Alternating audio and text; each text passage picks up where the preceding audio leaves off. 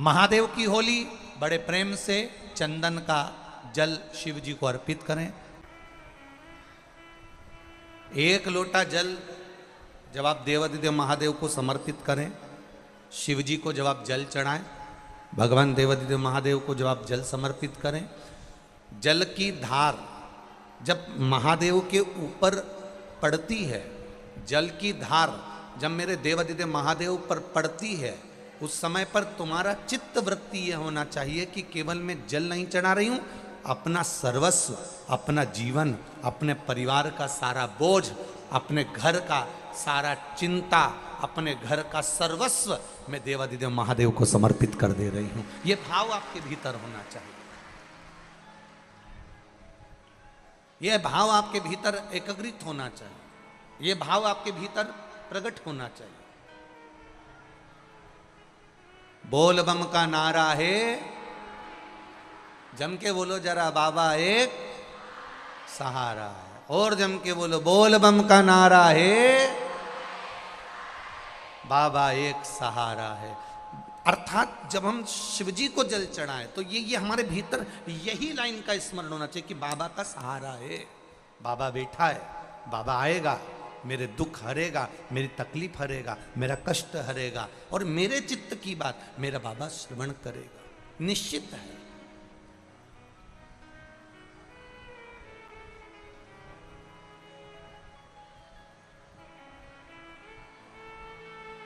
आप जब दिल से कहेंगे तो वो दिल से सुनेगा। एक पत्र आया है, देखिए।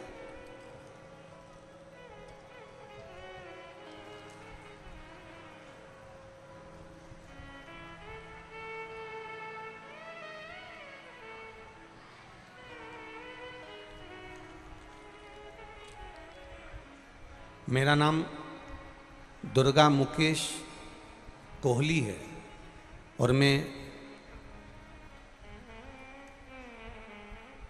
नेऊ गुराड़िया महू की रहने वाली हूँ। कहीं बैठी हो तो हाथ हिलाइएगा, कहीं बैठी हो तो हाथ हिलाइएगा। मेरा नाम दुर्गा मुकेश कोहली है और मैं नेऊ गुराड़िया महू की रहने वाली हूँ। गुरुजी मेरा मोबाइल नंबर ये है, कहीं बैठी हो तो हाथ हिला सकती हूँ। ये मेरे बोले बाबा की महिमा का क्या बखान करूं गुरुदेव। मुझे आपके द्वारा बताए गए आंकड़े की जड़ का उपाय किया और मेरे महादेव पर एक लोटा जल समर्पित किया। गुरुदेव, मेरे बाबा ने मुझे 17 साल से मेरे यहाँ संतान नहीं थी। कितने वर्ष से नहीं थी? जम के बोलो जरा। 17 वर्ष से संतान का सुख नहीं था गुरुदेव, और बाबा की कृपा से सफेद आंकड़े की जड़ शिव जी के ऊपर से 21 बार तुमरुका जी का नाम लेकर मैंने अपने कमर में बांधी और बाबा को जल चढ़ाना प्रारंभ करा। सब लोग कह रहे थे अब 17 साल हो गए, जब संतान का सुख है ही नहीं तो संतान कहाँ से होगी। पर बाबा की कृपा किसको कहते हैं गुरुदेव। 17 वर्ष के बाद मेरा गर्भ ठहरा और बाबा की कृपा से मेरे यहाँ संतान का सुख प्राप्त हुआ। ये शिव तत्व है, यो घड़ी है।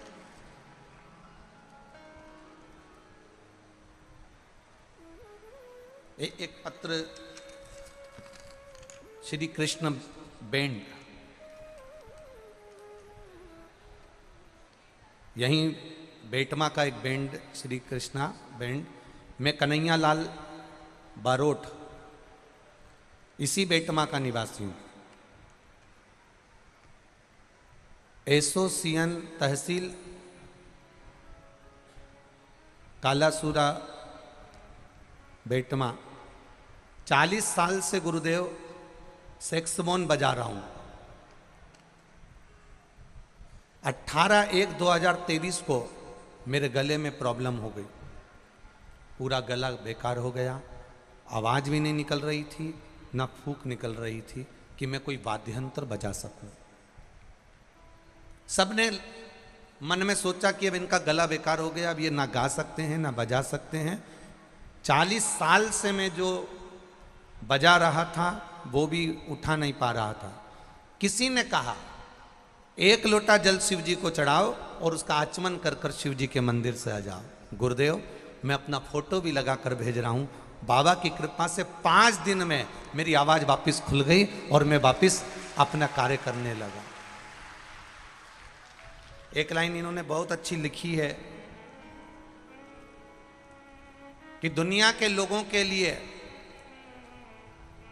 केवल शिव शिव होंगे,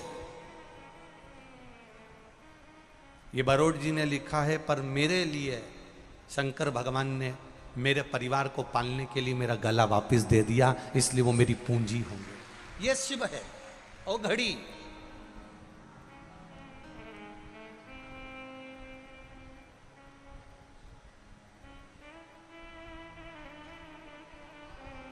एक बात और कहना चाहेंगे इस बेटमा की पावन धरा से।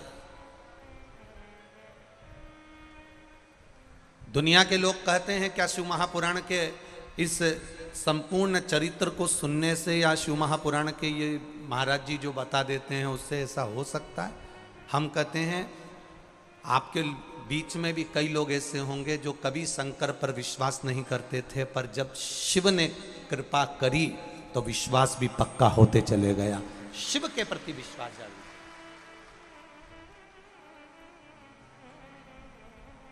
एक बेटी ने तो यहां तक लिखा है कि मेरी पूरी जिंदगी निकल गई, मैं नहीं जान सकती थी कि मेरी कोई गवर्नमेंट जॉब लगे। उसने बेटी ने लिखा पत्र में, मेरी गवर्नमेंट जॉब लगेगी मैंने सोचा नहीं था पूरी जीवन।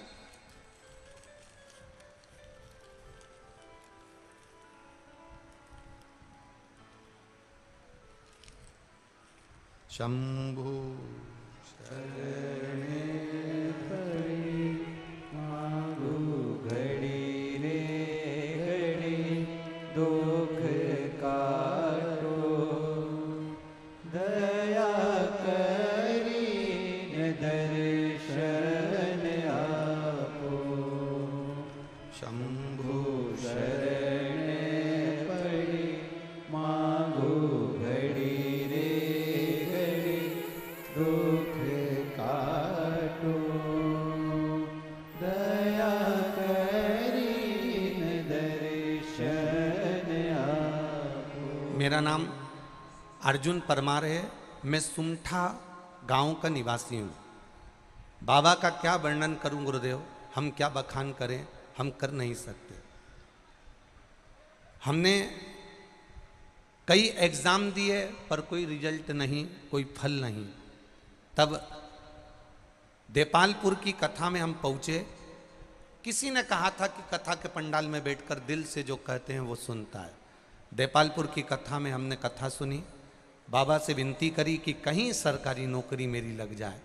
सीहोर गए, कुबरेश्वर महादेव गए और वहाँ पर भी विनती कर कर बाबा को आए, कंकर शंकर का पूजन करा। 1 महीना भी नहीं हुआ गुरुदेव कथा को सुने हुए देपालपुर की।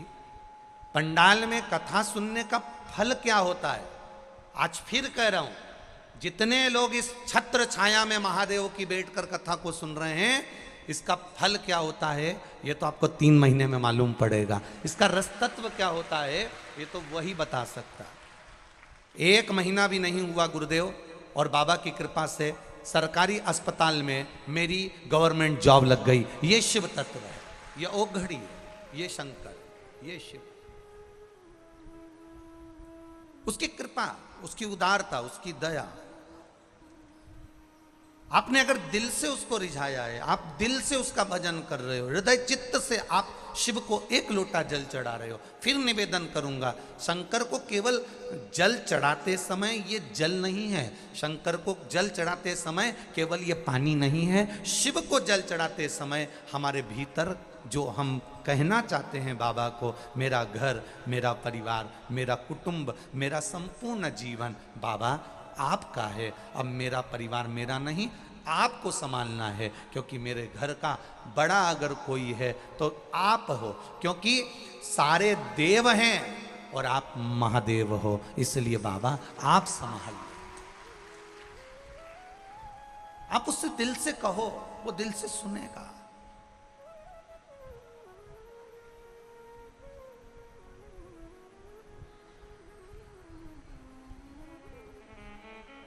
कई लोग कहते हैं हमने पशुपति व्रत करा था गुरुजी, बाबा हमारी क्यों नहीं सुनता।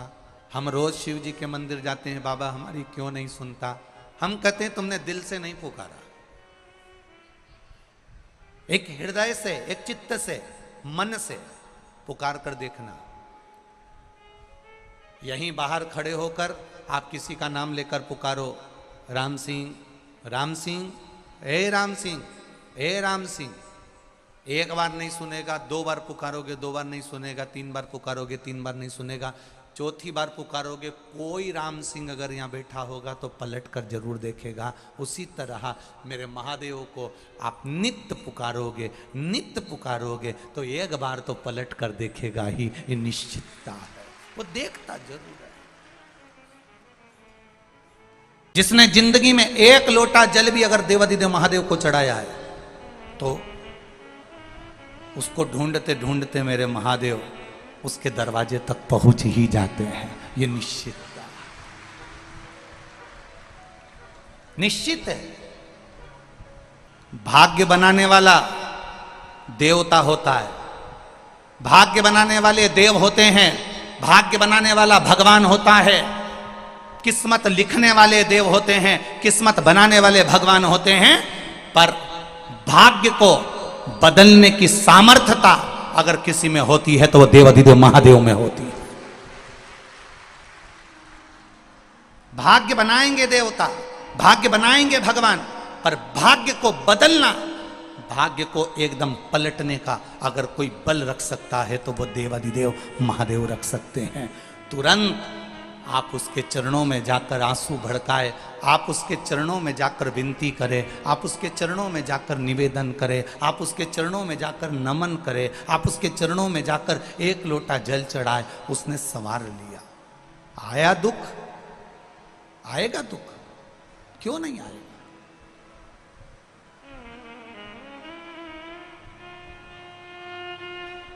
आप उसके चरणों में पहुंचे, उसने संवार लिया।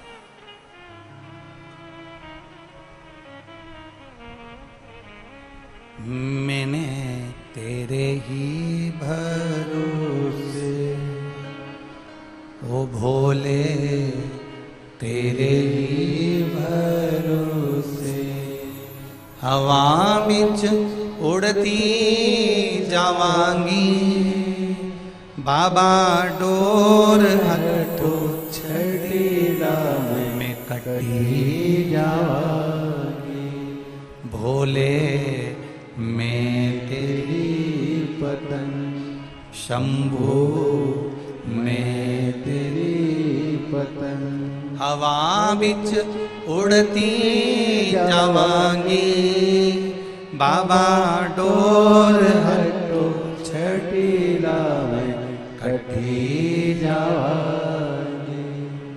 आप उसका भजन कर रहे हो, आप उसका स्मरण कर रहे हो, ढूंढेगा वो आपको।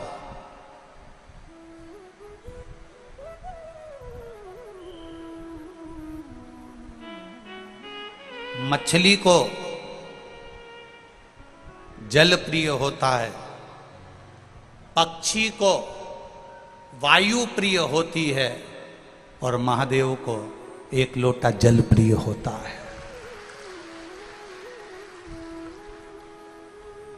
जिसमें तुम्हारा पैसा नहीं लगता, जिसमें तुम्हारा धन नहीं लगता,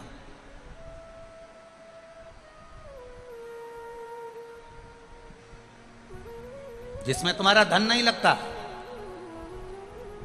जिसमें तुम्हारा पैसा नहीं लगता। आप इतने लोग कथा में बैठे हो और इतने समय से मेरी बहनें, मेरी जीजियां और मेरे ये भाई, मेरे जीजाओं, इतने समय से आप कथा सुन रहे हो। इतने लोग बैठे हैं कथा सुनने के लिए। आपने कभी इस व्यासपीठ से सुना कि गुरुजी ने कोई पैसे की चीज बताई हो कि इसमें तुम्हारा खर्चा होगा तब तुम इसमें ऐसा करना? जब भी व्यासपीठ से बोला तो कहीं पीपल का पत्ता, कहीं आंवले का पत्ता, कहीं शमी का पत्ता, कहीं बेलपत्री का पत्ता, कहीं बेर का पत्ता, कहीं पीपल का वृक्ष, कहीं आंवले का वृक्ष, कहीं बड का वृक्ष, कहीं बेलपत्री का वृक्ष, कहीं शमी का वृक्ष, कहीं लोटा भर के जल, कहीं काली तिल, कहीं शहद, कहीं दही, कहीं दूध। बस उसी का गुणगान शिव महापुराण में।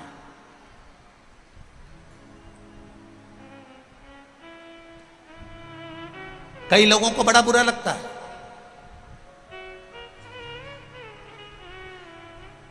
कई लोगों को लगता होगा कि महाराज जी कथा में ये सब चीजें बताते होंगे, ये सब चीजें वर्णन करते होंगे।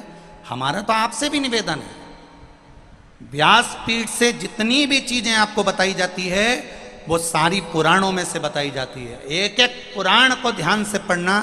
गीता प्रेस गोरखपुर की एक एक पुराण अपने घर के अंदर ले आओ। मत्स्य पुराण, कूर्म पुराण, वामन पुराण, बरहा पुराण, नारद पुराण, भविष्य पुराण, गर्ग संहिता, जितनी पुराण ला सकते हो एक एक पुराण घर में लाओ। उसको धीरे धीरे एक एक लाइन को आराम आराम से पढ़ो। जितनी धीरे धीरे पढ़ोगे उतना धीरे धीरे आपके अंदर उतरते जाएगा।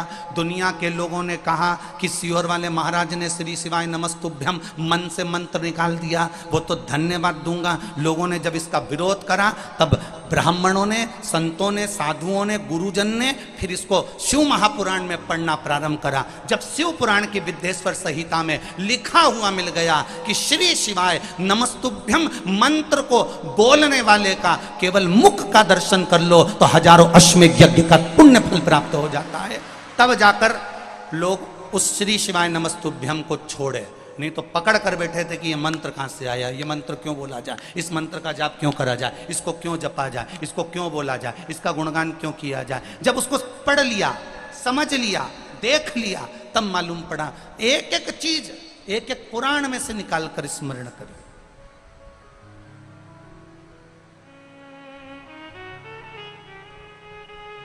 पीपल के वृक्ष में 52,000 ब्राह्मणों का वास होता है। ब्रह्म पुराण कह रही है, पढ़ो, निकालो, स्मरण करिए।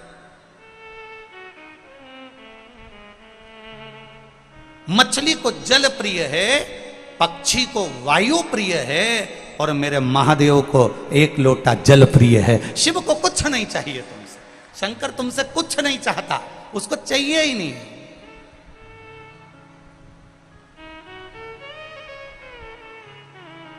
वो तो अपने लिए खुद ढूंढता है। एक बार देवाधिदेव महादेव माता पार्वती जी के साथ भ्रमण पर जा रहे थे। घूमते घूमते घूमते घूमते शंकर भगवान, कुछ लोग मुर्दे को लेकर जा रहे थे। राम नाम बोलो, बोलो जम के बोलो, अच्छे से बोलो, राम नाम सत्य। और अच्छे से बोलो, राम नाम सत्य। बोलना चाहिए कभी कभी। कभी कभी जब तुमको ऐसा लगने लगे कि तुम बहुत अकड़ में जिंदगी जी रहे हो तो 5 मिनट कुर्सी पर बैठे बैठे बोल लिया करो, राम नाम सत्य है। समझ में आ जाएगा कि आखिरी में जाना पड़ेगा, इसलिए शांति रखो। अब राम नाम सत्य कहते कहते कहते कहते गांव के लोग किसी मुर्दे को लेकर जा रहे थे। शंकर भगवान पार्वती जी के साथ में भ्रमण कर रहे थे। भ्रमण करते करते महादेव के, मेरे शिव के कानों में शब्द चले गया, राम नाम सत्य, राम नाम सत्य। शंकर भगवान खुश हो गए, पार्वती को छोड़ दिया। महादेव उस मुर्दे के पीछे पीछे जाने लगे। गांव के लोग बोल रहे राम नाम सत्य। शंकर भगवान खुश होकर चले जा रहे, चले जा रहे, चले जा रहे। जाते जाते गांव के लोग थोड़े आगे गए। आगे जाने के बाद उन्होंने वहां पर कर बोलना बंद कर दिया कि राम नाम सत्य है। गांव के लोगों ने बोलना बंद कर दिया। महादेव इतनी धुनी में रम गए राम जी की कि एक वृक्ष के नीचे बैठ गए। बैठे, धुनी में रम गए और गांव के लोग आगे जाकर बोलना बंद कर दिए। थोड़ी देर बाद महादेव की धुनी समाप्त हुई और महादेव की धुनी जैसे ही समाप्त हुई, महादेव को लगा गांव के लोग बोल रहे थे, चुप क्यों हो गए, जरा जाकर देखो। महादेव तुरंत अंदर उस मशान में प्रवेश कर गए। उस मशान में, उस शमशान में प्रवेश कर गए और प्रवेश कर कर मेरे महादेव ने देखा गांव के लोग चुप होकर चले गए। कोई व्यक्ति यहां जल रहा है चिता में। मुझे लगता है ये बड़ा पवित्र व्यक्ति था, इसी के चक्कर में लोग राम नाम ले रहे थे। महादेव इंतजार करे। जैसे ही राख तैयार हुई, महादेव ने सोचा ये व्यक्ति भले चले गया परंतु इसकी भस्म, इसकी राख मेरे शरीर पर होना चाहिए। महाराज शिव जी ने उस मरे हुए जीव की राख को अपने शरीर पर धारण करा। कहाँ बैठकर धारण करा? मसान में बैठकर। राख का रा लिया और मसान का मा लिया, दोनों को मिला के क्या हो गया? जम के बोलो जरा, राम।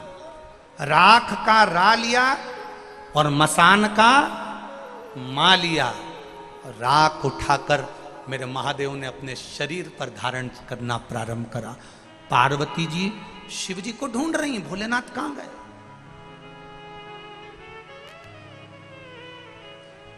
मेरे शंभू, मेरे त्रिकालदर्शी, मेरे कैलाशी, मेरे अविनाशी शिव कहां हैं? ढूंढते ढूंढते माता पार्वती शमशान में पहुंच गई। और शमशान में जाकर माता पार्वती जी ने जो देवाधिदेव महादेव को देखा, आज तो मेरे बाबा राख लपेट कर बैठे हो। शंकर जी से पूछा, ये राख क्यों लपेटी?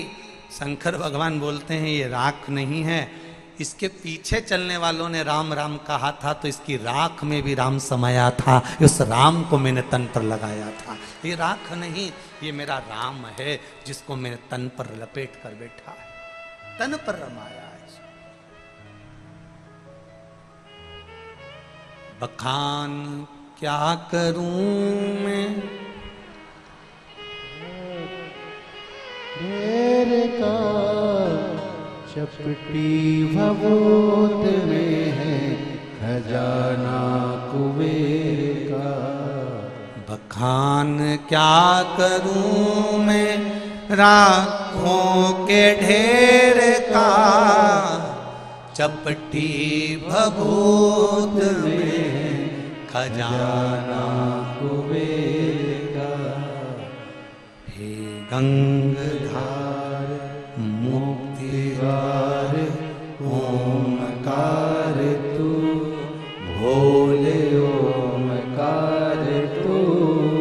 आयो शरण तिहारी शंभु तार तार तू। तुम्हारे शरीर पर शमशान की राख लग जाती है तो घर पर आकर नहाते हो, और मेरे भोलेनाथ पर शमशान की राख चढ़ जाती है तो पैकेट में बंद होकर लाखों की बिक जाती है। ये महादेव है। उसके शरीर से लगा वो अमृत हो गया।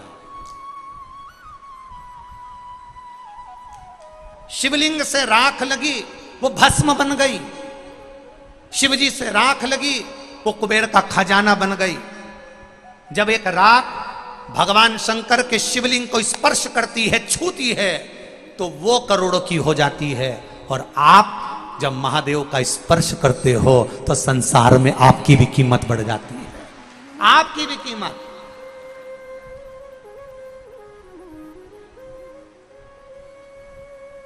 उस बहन ने इस पत्र में लिखा, उस बहन ने इस पत्र में लिखा कि लोग नफरत करने लगे, मुझसे दूर बैठने लगे, सोरासिस बीमारी हो गई, मेरी चमड़ी निकलने लगी तो लोग मुझसे नफरत करने लगे, दूर बैठने लगे, मेरे हाथ का भोजन नहीं करते, मेरे हाथ का पानी नहीं पीते। मेरी बीमारी अर्थात दुनिया के लोगों ने तुमको टूटे हुए कांच का टुकड़ा समझकर फेंक दिया, पर वही कांच का टुकड़ा जब महादेव के मंदिर में गया और शंकर भगवान पर एक लोटा जल चढ़ाया तो वही कांच का टुकड़ा वापिस हीरा हो गया। ये शिव है। वो कांच का टुकड़ा दुनिया के लोगों ने उठाकर फेंक दिया, ये कांच का टुकड़ा है, इसको बीमारी हो गई, रोग हो गया, दूर हट गए, कांच का टुकड़ा समझने लगे। टूटा हुआ कांच का टुकड़ा, जो टूटा हुआ कांच के टुकड़ों को भी फेंक देते हैं, वो टूटा हुआ कांच का टुकड़ा भी अगर महादेव के चरणों में पहुंच जाता है, जो दुनिया में ठोकर खाया, दुनिया में धुतकारा गया हो, दुनिया ने उसको लात मारकर भगा दिया हो, वो महादेव के चरणों में गया है। और गए नरसिंह मेहता, जिनकी भाभी ने गाली दी, जिनके भाई ने गाली दी, जिनकी भाभी ताने मारकर निकाल दी, वो नरसिंह मेहता रात को रोते रोते अपनी बेटी नानी बाई को लेकर अगर कहीं गए, अपनी धर्म पत्नी माड़ी गौरी को लेकर कहीं गए तो शंकर जी के मंदिर में गए। नरसिंह मेहता रात भर शंकर भगवान के शिवलिंग को गले लगाकर रोते रहे, रोते रहे, रोते रहे, रात भर रोए।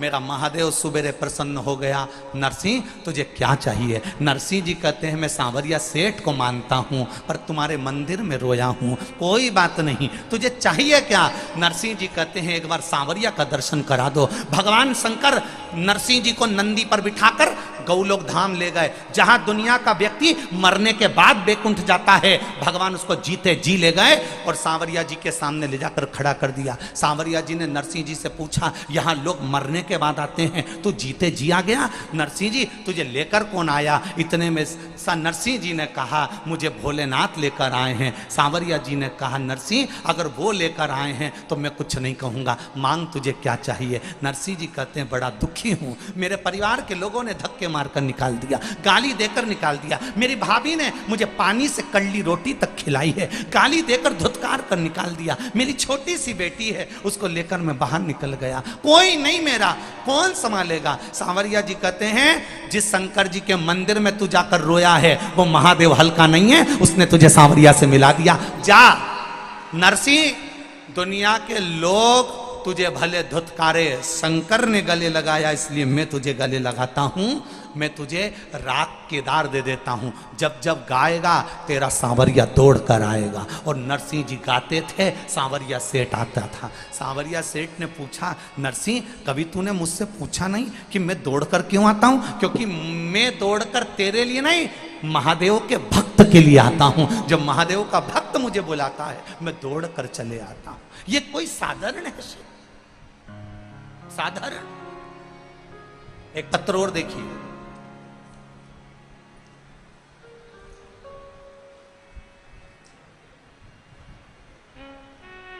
मेरा नाम नैना रूपेश प्रजापत है, मैं राऊ में रहती हूँ। मेरा मायका बेटमा में है। कहीं बैठी हो तो हाथ हिला सकती हैं। आप ही हैं? दोनों हाथ हिला दो एक बार। मेरा नाम नेमा रूपेश प्रजापत है, मैं राऊ में रहती हूँ। मेरा मायका बेटमा में है। मेरे पिताजी का नाम महेश पटलावदिया है। मैं शिव की महिमा का बखान करना चाहती हूँ गुरुदेव। मैं बेटमा की बेटी हूँ। मेरे पेट में दर्द था, जांच कराने पर पता चला कि मेरे पेट में पथरी है और बच्चेदानी में गठान थी। बहुत इलाज करवाया पर ना पथरी समाप्त हुई ना बच्चेदानी की गठान समाप्त हुई। डॉक्टर ने कह दिया ये गठान दूसरी भी हो सकती है। हम डर गए। मेरे माता पिता ने आपकी कथा टीवी पर सुनी थी, कभी आपको नहीं देखा था, केवल आस्था चैनल पर कथा सुनते थे और आप पर विश्वास करते थे। मेरे माता पिता ने एक लोटे जल का महत्व बताया और कहा बेटी एक लोटा जल बेलपत्र वाला उपाय तुझे बताते हैं और वो कर। तब हमने वो एक लोटे जल का प्रयोग करना प्रारंभ करा। शिव जी को जल चढ़ाती, पानी पीती, बेलपत्र चढ़ा हुआ लेकर आती, खाती। खाते खाते समय निकल गया और फिर हमने वापिस पिताजी के साथ में जाकर डॉक्टर को जांच कराई तो मेरे पेट की गठान भी गल चुकी थी और पथरी भी समाप्त हो चुकी थी। ये शिव तत्व है। बैठिए बहन, श्री शिवाय नमस्तुभ्यम। दोनों हाथ हिला दो एक बार। हर हर महादेव। बैठ जाइए। ये शिव तत्व है। ओ घड़ी, उसकी भक्ति, उसका भजन, उसकी श्रद्धा, उसका विश्वास, उसकी दृढ़ता आपको हार नहीं दे सकती। करो भजन उसका, करो स्मरण उसका। शंकर भगवान को जल चढ़ाने वाले को शंकर भगवान को ढूंढना नहीं पड़ता, शंकर भगवान अपने भक्त को ढूंढते हैं। ये श्रीमद् भागवत भी कह रही, भागवत भी कह रही है, केवल शिव पुराण नहीं। अजामिल की कथा कहती है। अजामिल भगवान के भजन में लगा रहता था। अजामिल भगवान की भक्ति करता था। अजामिल भगवान नारायण का स्मरण करता था। भजन करते करते करते करते करते करते अजामिल एक बार मंदिर से निकलकर जा रहा था, किसी वेश्या के भवन के सामने से निकल गया। वेश्या पर उसकी दृष्टि पड़ गई, वेश्या की दृष्टि अजामिल पर पड़ गई। दोनों ने एक दूसरे को देख लिया, दोनों के नयन मिल गए और अजामिल अब मंदिर जाना छोड़ दिया, भजन करना छोड़ दिया, सत्संग करना छोड़ दिया, वेश्या के चक्कर में पड़ गया। वेश्या से उसने शादी कर ली, वेश्या को ही वो अपने घर ले आया, वेश्या से विवाह कर लिया, वेश्या को घर लिया है, वेश्या घर। श्रीमद् भागवत में आता है संवाद। कोई पूछे कहां से सुना दी कथा, तो श्रीमद् भागवत में पढ़िएगा अजामिल की कथा। मंदिर जाता था अजामिल, भजन करता था अजामिल, आराधना करता था अजामिल, सत्संग करता था अजामिल, संकीर्तन करता था अजामिल, प्रभु की भक्ति में डूबा रहता था अजामिल।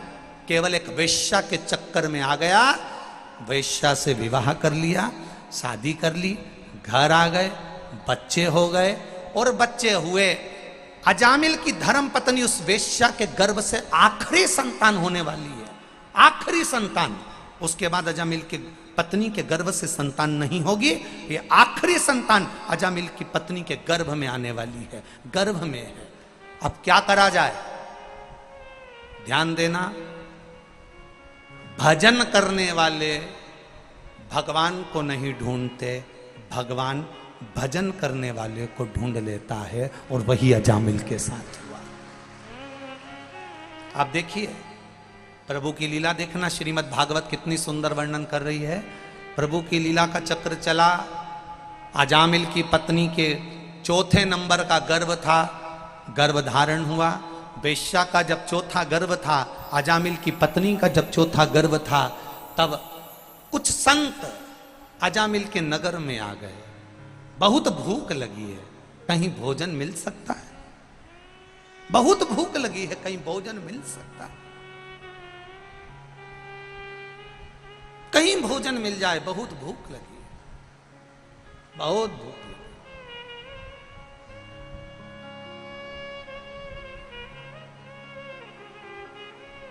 बहुत भूख लग रही है, कहीं भोजन मिल सकता है। कितना कितना पुकारा है, कितना।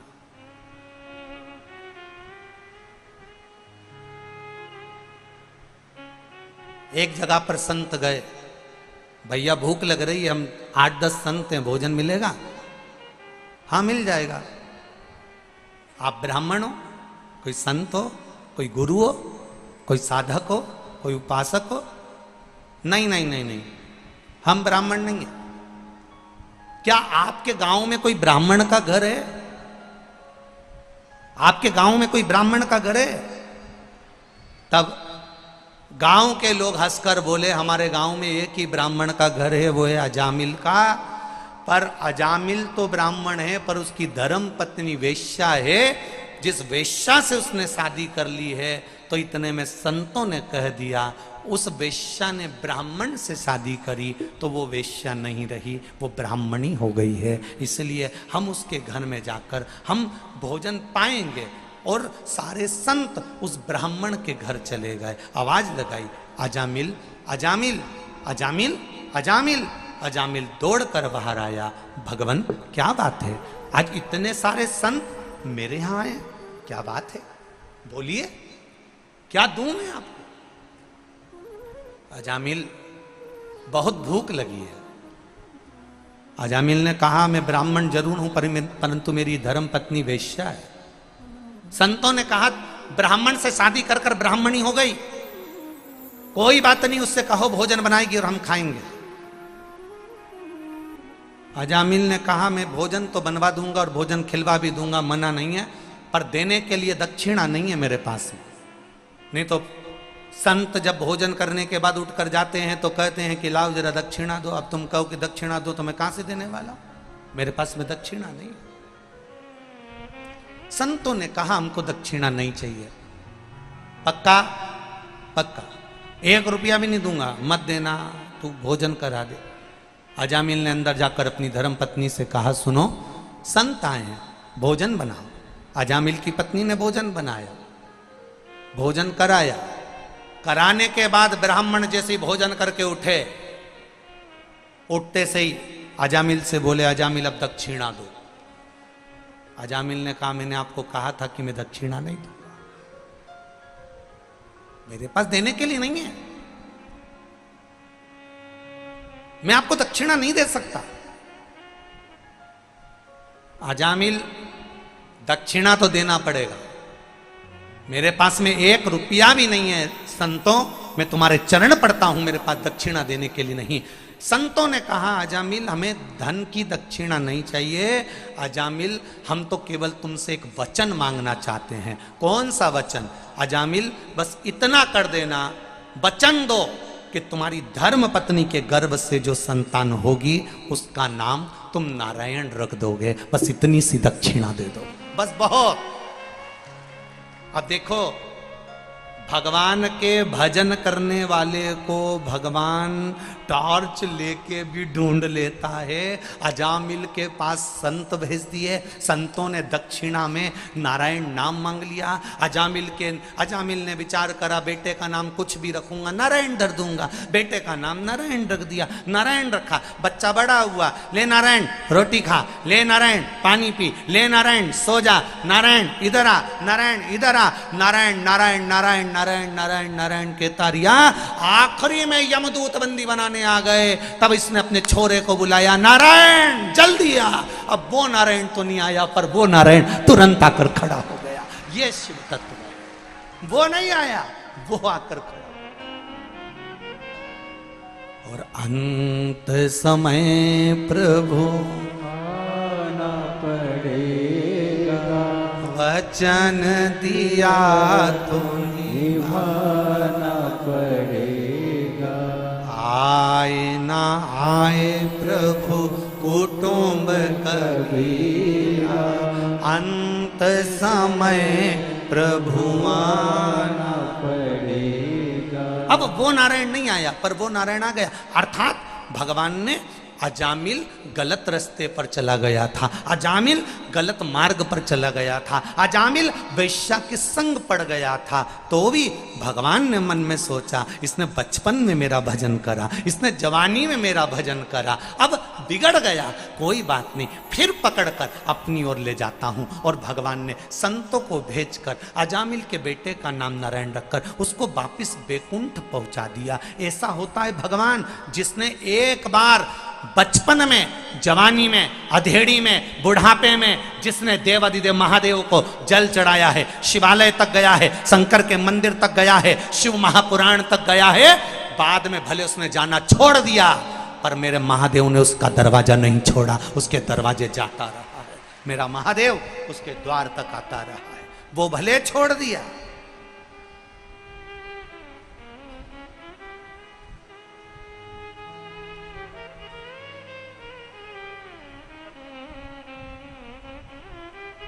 समय देखकर कभी कथा मत सुनना, समय देखकर कभी मंदिर मत जाना, समय देखकर कभी भजन मत करना।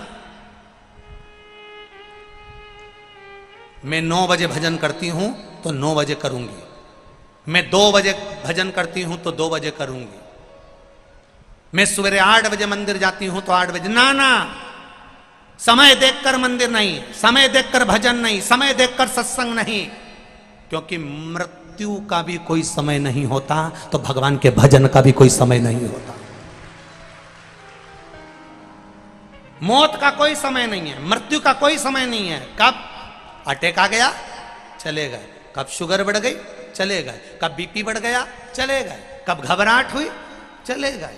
जीवन का किसका ठिकाना? मृत्यु तुरंत आती है, गया, कौन ने देखा?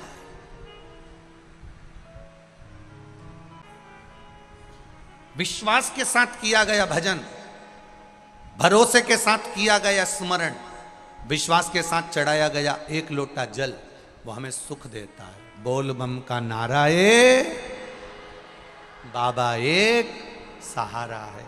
उस बाबा के सहारे पर हम रह रहे हैं, उसके भरोसे हम जी रहे हैं।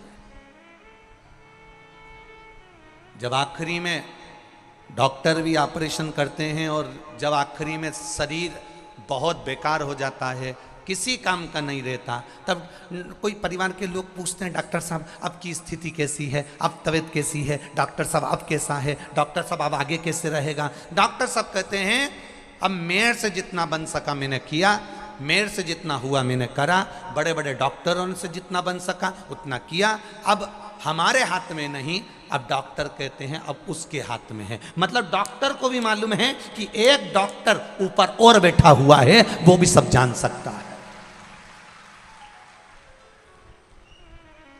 वो भी सब जानता है।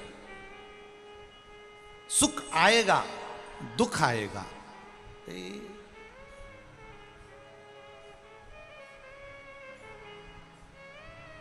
कल शाम का एक प्रश्न, जब हम बाहर चौक में बैठे थे, आदरणीय विशाल भैया जी के बहन के घर, जीजा जी के घर में हमारा निवास हुआ है और सारी दीदियों ने, बहुओं ने, बेटियों ने बहुत सेवा करी है। एक एक बच्चे ने, एक एक बेटाओं ने, उस घर के जितने बेटे बेटियां बहुएं सब ने कहीं रसोई तैयार करना, कहीं ठाकुर जी का श्रृंगार तैयार करना, कहीं ठाकुर जी का प्रसाद तैयार करना, कहीं बाबा के अभिषेक की तैयारी करना, खूब सेवा करी। हम वहाँ बैठे हुए थे जब बाहर, तो नीचे जब गए शाम को मिलने, तो किसी एक बहन ने एक प्रश्न किया कि पुरुष स्त्री के गले में मंगलसूत्र पहनाता है,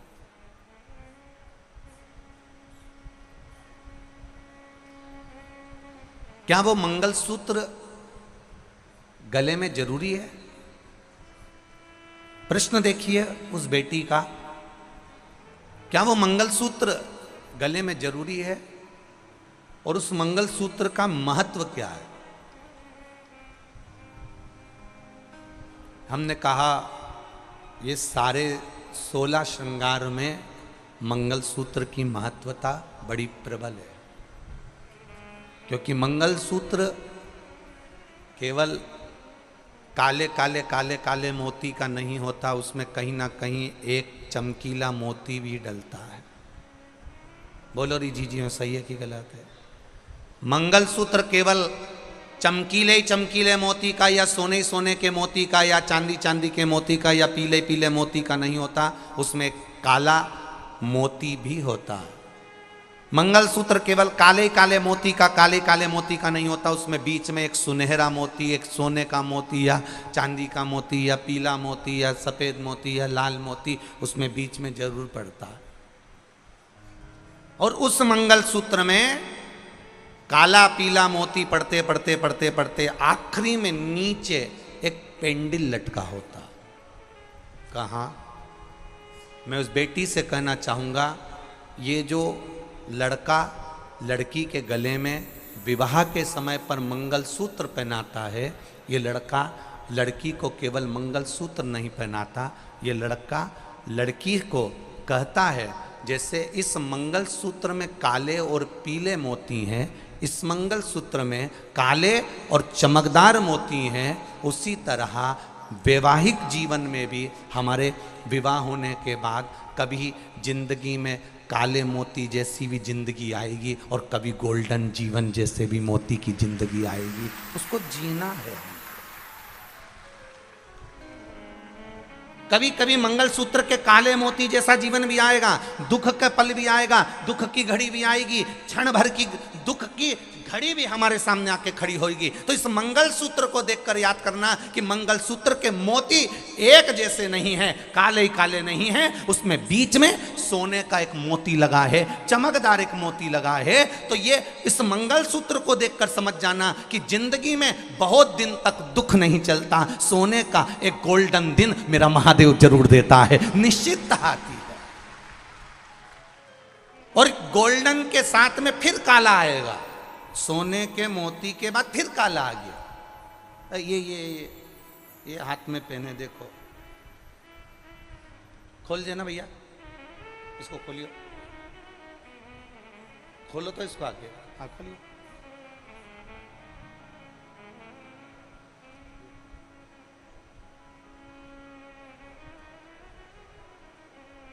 अब देखो इसमें, अब ये काला भी है और इसमें गोल्ड भी लगा हुआ है, काला भी है, इसमें चमक भी लगी हुई है।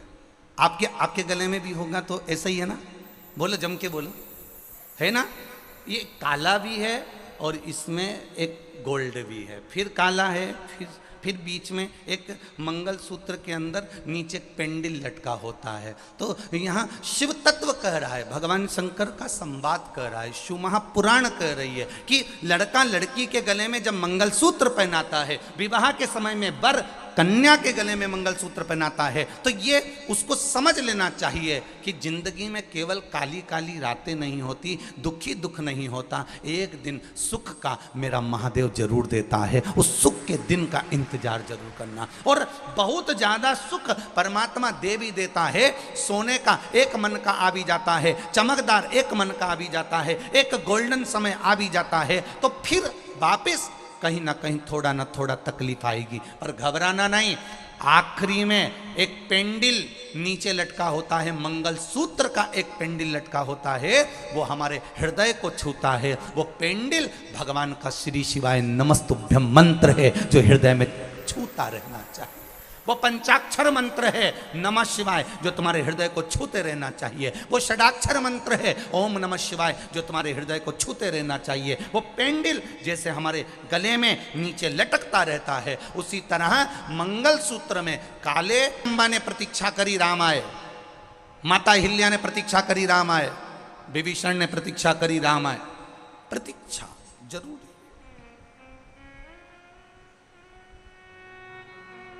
एकदम चुटकी बजाकर चमत्कार हो जाए और भगवान तुम्हारा दुख समाप्त कर दे, इस चमत्कार के चक्कर में मत रहना।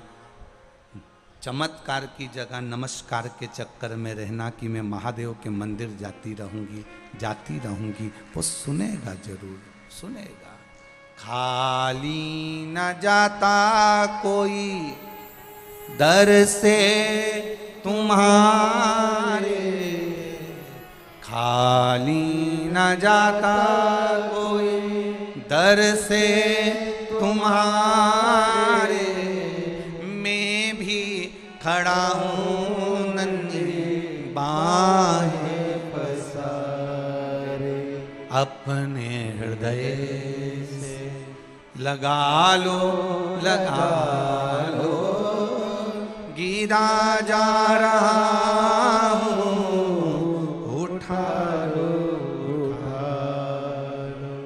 प्रभु अपने दर से अब तो न टालो, गिरा जा रहा हूँ, उठा लो।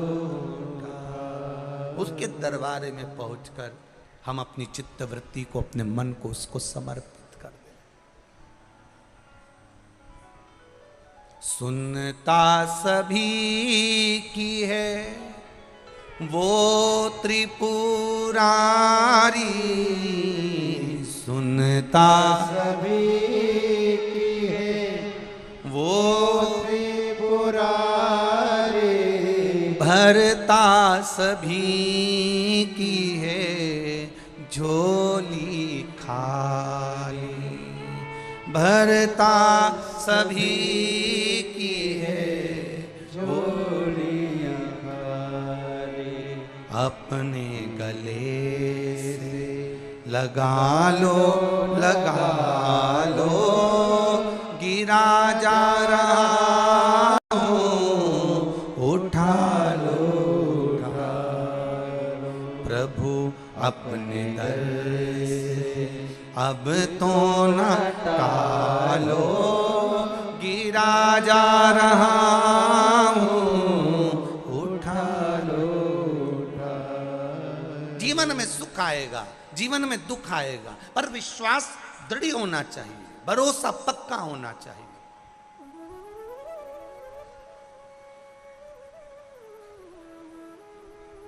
अच्छा आएगा तो बुरा भी आएगा, प्राप्त होगा, पर घबराना नहीं है, टेंशन में नहीं जाना, डिप्रेशन में नहीं पहुंचना। अभी बच्चों के एग्जाम चल रहे हैं, मेरा बच्चों से निवेदन है, पढ़ो, दिल से पढ़ो, अपना प्रयास पूरा करो, अपना कर्म पूरा करो, और उस कर्म के साथ में मेरे महादेव का भजन भी करो। उस कर्म के साथ में एक लोटा जल मेरे महादेव को भी चढ़ा कर जाओ। उस कर्म के साथ में एक बेलपत्र शहद लगाकर शिव को चढ़ा कर जाओ। कर्म करो, मेहनत करो, पूरी करो, और साथ में शंकर भगवान के उस एकाग्र चित्त का स्मरण कर कर परीक्षा हॉल में जाकर तुम्हारे पसीने नहीं छूटना चाहिए, तुम्हें घबराहट नहीं होना चाहिए, तुम डिप्रेशन में नहीं जाना चाहिए। पढ़ाई के साथ में ये विश्वास रखकर एग्जाम देने के लिए बैठना कि लिखने वाला भी महादेव है और रिजल्ट बनाने वाला भी महादेव है। पढ़ो, अच्छा पढ़ो, जितनी मेहनत कर सकते हो उससे 4 गुना ज्यादा मेहनत करो, पर बीमार नहीं होना कि डिप्रेशन में पड़ जाओ, उल्टियां होने लगे, एग्जाम में कैसे जाऊंगा, क्या, चिंता करना नहीं है। चिंता महादेव के ऊपर छोड़कर पढ़ाई करो, दिल से करो, मेहनत करो, दिल से करो, अच्छा पढ़ो, अच्छी मेहनत करो, और लिखो भी तो दिल से लिखो, दिल से। कितना सुंदर दधीचि ऋषि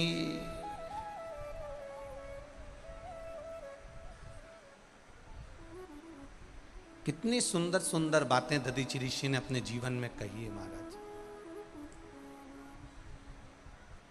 जब आपने किसी का बुरा नहीं किया, दधीचि ऋषि, जब आपने किसी का बुरा नहीं किया, शिव महापुराण कहती है, दधीचि ऋषि का संवाद कहता है, दधीचि ऋषि ने अपनी धर्म पत्नी सुवार्च से कहा, सुवार्चा से कहा, सुनो, अगर जिंदगी में आपने किसी का बुरा नहीं करा तो किसी की सामर्थ्यता नहीं है कि कोई आपका बुरा कर दे। थोड़ी हवा चलेगी, थोड़ी हवा चलेगी। अब हवा तो चलती है तो थोड़ा बहुत पर्दा भी हिलता है, टेंट भी हिलता है, सामान जो भी पड़ा है, कपड़ा है हिलेगा, कोई वस्तु है हिलेगी, हवा चलेगी, हिलेगा। पर तुम्हारी अगर पकड़ महादेव से है, तुम्हारी दृढ़ता अगर पक्की है, तुम्हारा विश्वास पक्का है, तुम्हारा भाव शुद्ध है, तुम्हारा विश्वास शुद्ध है, तो थोड़ा डोलोगे जरूर, पर वहीं स्थिर की स्थिर मिलोगे, वहीं स्थिर। डोल जरूर सकते हो पर स्थिरता मिल सकती।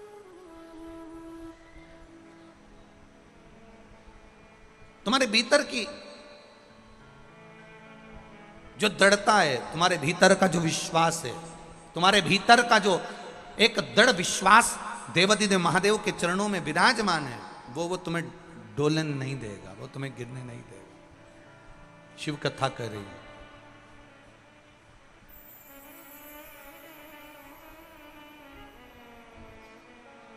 शिव महापुराण की कथा कर रही है।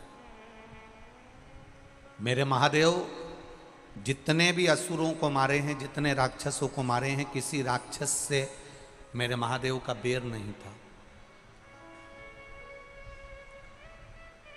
गीता प्रेस गोरखपुर की ये शिव महापुराण आप भी लेकर आओ, अपने घर में पढ़ो, अध्ययन करो। उसमें आपको मिलेगा कि मेरे महादेव का किसी भी असुर से, किसी राक्षस से बैर नहीं था।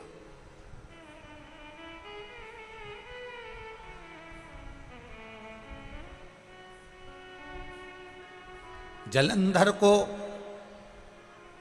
मेरे महादेव ने मारा तो केवल देवताओं के लिए। तारकासुर को अगर मेरे षडानंद कार्तिकेय ने मारा तो देवताओं के लिए। भस्मासुर को अगर भगवान ने भस्म किया तो केवल देवताओं के लिए। त्रिपुरासुर को भगवान ने मारा तो केवल देवताओं के लिए। मेरे महादेव का किसी भी राक्षस से, किसी असुर से मेरे भगवान का बेर नहीं था, क्योंकि शंकर जी की आराधना देवता भी करते हैं तो असुर भी करते हैं। कंस भी शंकर जी की पूजन करता था, रावण भी शंकर जी की पूजन करता था, हिरण्यकशिपु भी शंकर भगवान की पूजन करता था, हिरण्याक्ष भी शंकर भगवान की पूजन करता था, भस्मासुर भी शिव जी की पूजन करता था। ये जितने जितने असुर हुए, तारकासुर, त्रिपुरासुर, जितने जितने भगवान शंकर ने जिनका संहार करा, एक एक का चरित्र उठाकर देखना, भगवान शंकर का किसी से बैर नहीं है। शिव का कोई द्रोही नहीं। कोई करोड़पति है वो भी शंकर का है, और कोई रोड़पति है वो भी शंकर का है। कोई धनपति है वो भी शिव का है, और कोई कंगाल है वो भी शिव का है। शिव आराधना ऐसा नहीं है कि केवल पैसे वाले व्यक्ति कर सकते हैं। शिव आराधना एक साधारण सा, एक बहुत बहुत साधारण सा, गरीब से गरीब, साधारण से साधारण व्यक्ति भी शंकर की आराधना कर सकता है। इतना तो कर सकता है कि वो मंदिर में कुछ नहीं दे सकता तो मंदिर के सामने से निकल कर जाए तो मुस्कुरा कर चले जाए, इतने में शिव कृपा कर देता है। और इतना तो सब कर सकते हैं, इतना तो सब कर सकते हैं। आपकी मुस्कुराहट तो आप किसी को दे सकते हो, आपके चेहरे की स्माइल तो आप किसी को प्रदान कर सकते हो।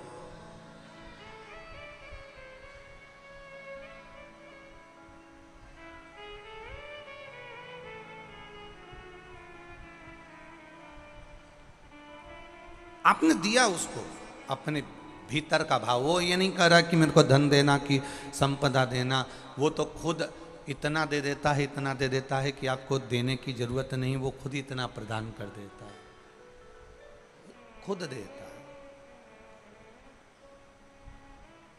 स्थान पर बैठकर बाबा देवाधिदेव महादेव से प्रार्थना करिए, दिल से बाबा देवाधिदेव महादेव से अपने हृदय की बात करिए। शिवाय नमस्तु श्री शिवाय नमस्तु श्री शिवाय नमस्तु श्री शिवाय नमस्तु श्री शिवाय नमस्तु। भोला सब दुख काटो, ओ भोला सब दुख काटो। शिव शंकर जपूं तेरी माला, भोले बाबा जपूं तेरी माला। भोला सब दुख काटो हारा, ओ भोला सब दुख काटो हारा। वेश है मंगल मंगलकारी, वेश है मंगल मंगलकारी। शमशान वासी हमारा, शमशान वासी हमारा। भोला सब दुख काटो हारा, ओ भोला सब दुख काटो हारा। शिव कथा कह रही है, आपने दिल से उससे कहा, उसने दिल से सुना। जब भी आप सीहोर कुबेरेश्वर धाम पर आए, कभी आपका मन करे और आप चित्त से मन से कभी कुबेरेश्वर बाबा की धरा पर सीहोर चितावलिया हेमा जब पहुंचे तो आपसे एक निवेदन है, जब आप कंकर शंकर की पूजन करें और दिल से उस महादेव की पावन धरा के ऊपर आप बिना आसन के, कोई आसन नहीं, कंकर शंकर की भूमि पर बैठे हो और दिल से यही स्तुति, कौन सी? श्री शिवाय नमस्तु,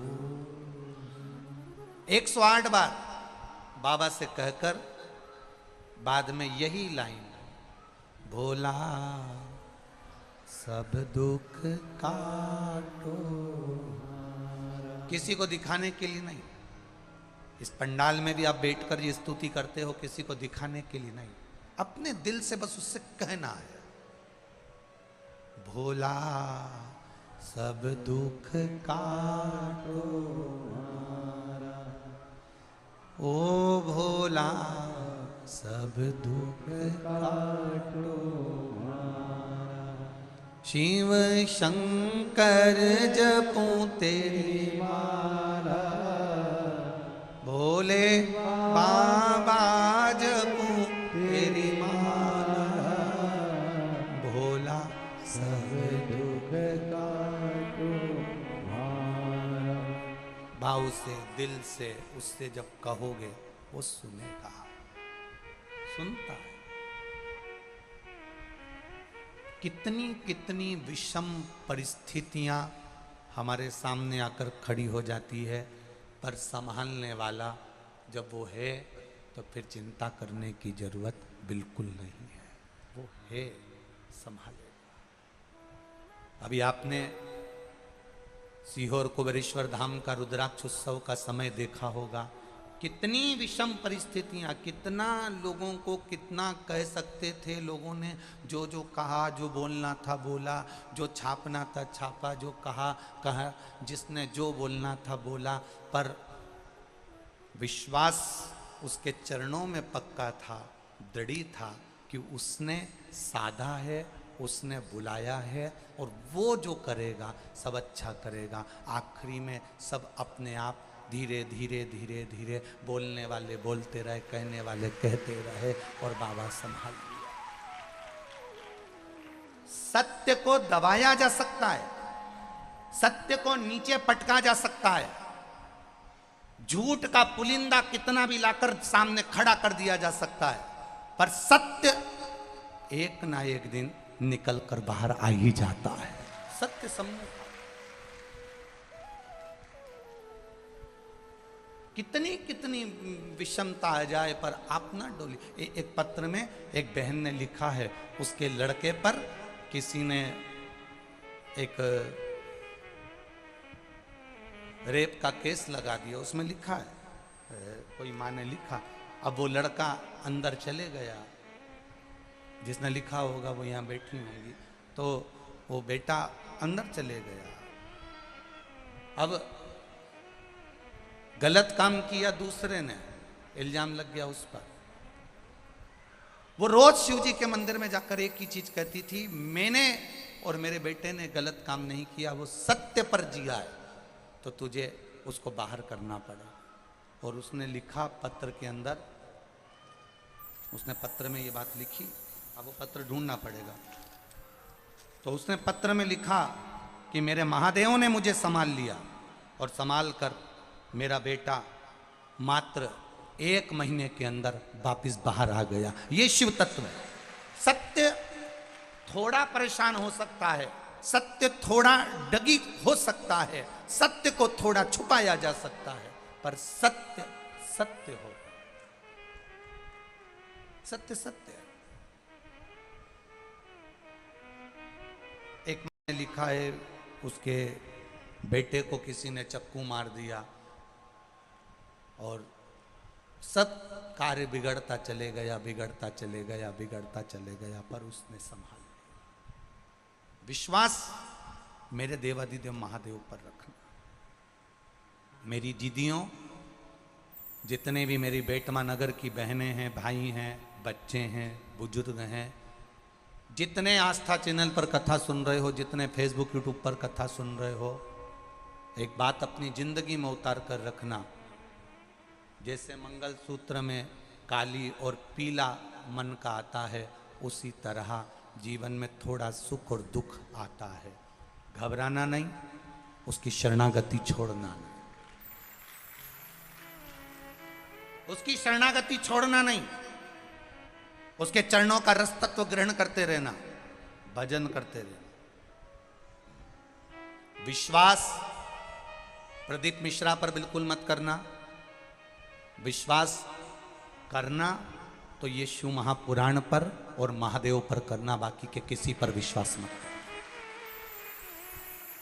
जैसे आप हो वैसे हम हैं, जैसे आपका जीवन है वैसा हमारा जीवन है, जैसे आपका सिर दुखता है वैसा हमारा भी सिर दुखता है, जैसा आपका पेट दुखता है वैसा हमारा भी पेट दुखता है, जैसे आप चलते हो वैसे हम चलते हैं, जैसा आप भोजन करते हो वैसा हम करते हैं, जैसे आप सोते हो वैसे हम सोते हैं।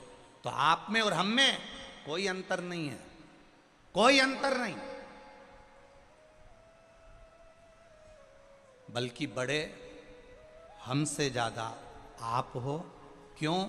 क्योंकि आप अपना अमूल्य समय देकर कथा को सुनने के लिए आए हो। ये माइक तो किसी पगला को भी पकड़ा दो तो वो भी 2-3 घंटा निकाल दे, पर आपके भीतर शिव समाया हुआ है। ये माइक तो किसी पगले को भी पकड़ा दो तो वो 2-4 घंटा निकाल दे, पर आपके भीतर शिव समाया है, आपके भीतर शंकर समाया है। एक नर्मदा जी में बच्चा खड़े होकर रस्सी की डोरी बांधकर उसमें चुंबक को लपेटकर नर्मदा जी में फेंकता है। क्यों फेंकता है? उसमें से कलदार निकालने के लिए, उसमें से वो पैसा निकालने के लिए। उसी तरह ये शिव महापुराण मेरे महादेव ने इस कलयुग में रस्सी बांधकर सीहोर के माध्यम से इसलिए फेंकी है कि उससे जो भगवान के होंगे वो चिपक जाएंगे, और चिपक गए तो निकल जाए। माइक क्या है? तुम्हारा विश्वास दृढ़ है, तुम्हारे भीतर जो शंकर समाया है, तुम्हारे भीतर जो शिव समाया है, तुम्हारे भीतर जो देवादिदेव महादेव समाया है, वो मूल है। कथा बाचने वाला मूल नहीं होता, कथा सुनने वाला मूल होता है। कथा बाचने वाला तो 4 पाई की चौकी पर बैठता है, और कथा सुनने वाला जमीन पर बैठता है। जो जमीन पर बैठता है वो जमींदार होता है, जो चौकी पर बैठता है वो चौकीदार होता है।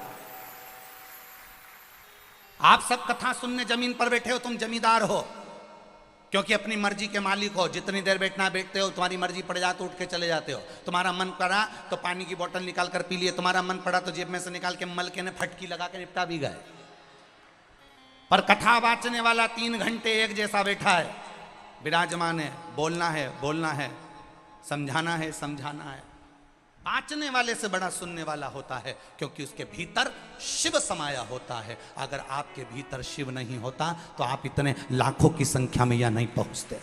आपके भीतर शिव समाया है इसलिए आप बड़े हो, आपके भीतर महादेव समाया है इसलिए आप बड़े हो। बोलना तो कोई भी माइक दे दो, बोल देगा, वो 2-4 घंटा तो निकाल देगा, उसमें कौन सी बड़ी बात है। आएगी विषम परिस्थितियां, विश्वास, हम भी मनुष्य हैं और आप भी मनुष्य हो, और गलती किससे होती है? भगवान से होती है कि मनुष्य से होती है? तुम बोलो, किससे होती है? मनुष्य से होती है। इसलिए मानव पर विश्वास मत करना, पर महादेव पर विश्वास करना कि वो डिगने नहीं देगा, तुम्हें डूबने नहीं देगा, पकड़ कर रखेगा वो हाथ। जिस हाथ से मेरे घर के बच्चों ने, जिस हाथ से मेरी भारत भूमि के छोटे से छोटे बच्चे ने, छोटे से छोटे बच्चे ने, और बड़े से बड़े, बूढ़े से बुजुर्ग व्यक्ति ने, जिन हाथ से, जिन बहुओं ने, जिन बेटों ने, जिन पतियों ने, जिन पत्नियों ने, जिन बेटों ने, जिन बेटियों ने, जिन हाथ से महादेव को जल चढ़ाया है, वो हाथ मेरा महादेव पहचानता है और उसको पकड़ कर रखता है, उसको डूबने नहीं दे सकता है। पकड़ कर रखता है वो महादेव, डूबने नहीं देगा।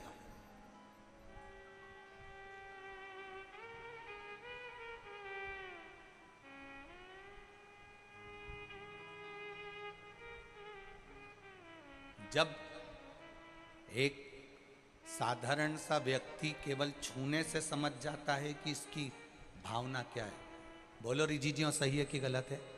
मेरे भाई बैठे हैं, वो भी अंदाजा लगा कर बोलना। अगर किसी व्यक्ति को मात्र छुआ जाए, उससे अंदाजा लगाया जा सकता है कि इसके अंदर चल क्या रहा है, इसके मन में क्या चल रहा है, किस भाव से छुआ तूने। उसी तरह महादेव को मात्र जल चढ़ाने से समझ में आ जाता है कि महादेव से तुम मांग क्या रहे हो, क्या कह रहे हो, क्या कहना चाहते हो, वो महादेव समझ जाता है।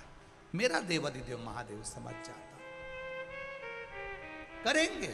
दुनिया के लोग अपशब्द कहेंगे, ताने देंगे, गालियां देंगे, आड़ा टेढ़ा बोलेंगे, उनका काम है, वो बोलते रहने दो। अपना काम है शिव मंदिर में जाना, एक लोटा जल चढ़ाना, शंकर की भक्ति करना, शिव तत्व को अपने भीतर उतारना, उसके सिवाय कुछ नहीं, कुछ नहीं। बोल बम का नारा है, बाबा एक सहारा है, उसके सहारे जियो, उसके भरोसे जियो, भरोसे।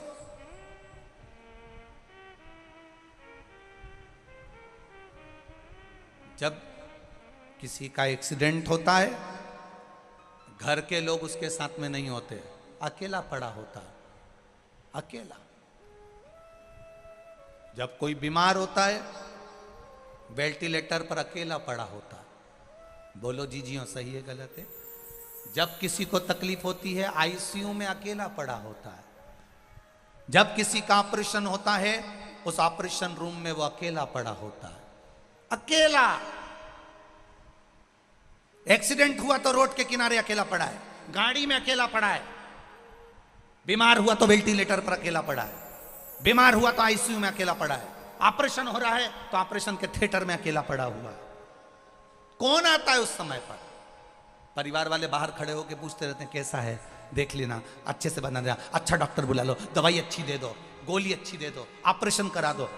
घर के लोग पैसा लगा सकते हैं, घर के लोग अच्छी दवाई दे सकते हैं, घर के लोग तुम्हारी सेवा कर सकते हैं, पर अंत समय में, दुख की घड़ी में, उस वेंटिलेटर पर, उस एक्सीडेंट की जगह पर, उस आईसीयू में और उस दुख की घड़ी में सब फोन जरूर लगाएंगे, सब लगेगा ये मेरे साथ खड़े हैं, और उस दुख की घड़ी में तुम्हारा साथ केवल तुमने जो शंकर जी को एक लोटा जल चढ़ाया है, बेलपत्री चढ़ाई है, वो सामने खड़ा है।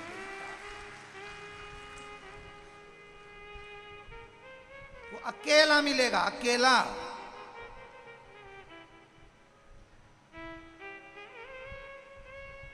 और अकेला व्यक्ति किस किस जगह पर बैठता है जरा ध्यान रखना। दुख की घड़ी में तुम अकेले रहोगे, कष्ट की घड़ी में तुम अकेले रहोगे, और जब ये अकेलापन दुख की घड़ी से जब छूटोगे, किसी राज सिंहासन पर, किसी राजा के सिंहासन पर, कभी तुमने सुना था कि दो महाराज एक साथ बैठे?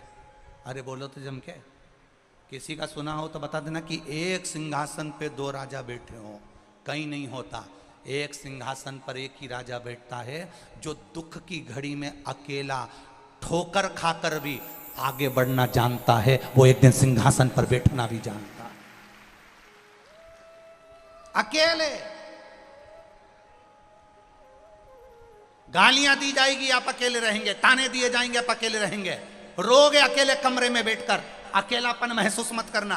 जिसने शंकर को जल चढ़ाया, शिव को जल चढ़ाया, जिसने शंकर का गुणगान गाया, जिसने कभी जिंदगी में शिव महापुराण की कथा सुनी, जिसने कभी शंकर का अनुमोदन करा, जिसने कभी शिव तत्व को जाना है, जिसने कभी शंकर का भजन किया है, कभी भूल से शिव महापुराण की कथा को टीवी पर सुन लिया, मोबाइल पर सुन लिया, या कथा के पंडाल में बैठकर सुन लिया, कभी अकेले मत समझना। जिस दिन तुम महादेव के पास चले जाते हो, दधीचि ऋषि ने अपनी धर्मपत्नी सुवार्च को कहा, जिस दिन बच्चा मां के गर्भ से जन्म लेता है और पृथ्वी पर उसको नीचे पटक दिया जाता है, जब भूमि पर पटका जाता है, कंकर शंकर उसका हो जाता है, वो अकेला नहीं रहता, मरते दम तक उसके साथ महादेव रहता है, मरते दम तक उसके साथ महादेव रहता है। महादेव एक क्षण के लिए भी अपने बच्चों को, महादेव अपने बच्चों को, अपनी संतान को, अपनी औलाद को, मेरा महादेव एक क्षण के लिए भी अकेला नहीं छोड़ता। हर क्षण हर पल वो आपके साथ है, बस अनुभव करिए, अनुभव।